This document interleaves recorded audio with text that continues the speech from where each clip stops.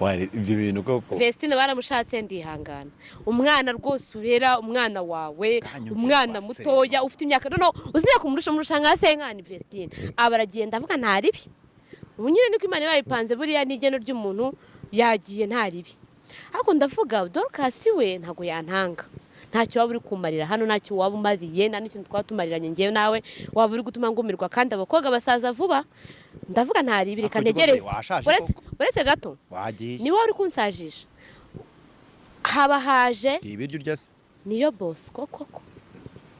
agutange gushaka umugore Yesu Kristo umwana ungana kuriya mutoya abana bareze bose baragibwa na Dorcas ni vuba bansigara nicaye hano ngenza nibaraguza wumva nta soni ufite erega ndakubona n'ikote wanigirije na Bruce dafite umugore wowe uri aho ngaho uri inyuma y'abantu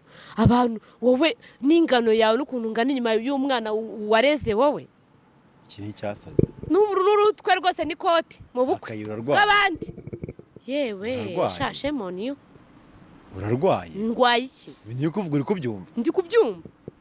ibi ni ibikira uswa bari no kuguseka abantu nkwe cya kigabo gikuriye akose ibi ni ibiki Kristo Mana yanyiro no ibikorwa bamunyize urarwaye ntago ndi muzima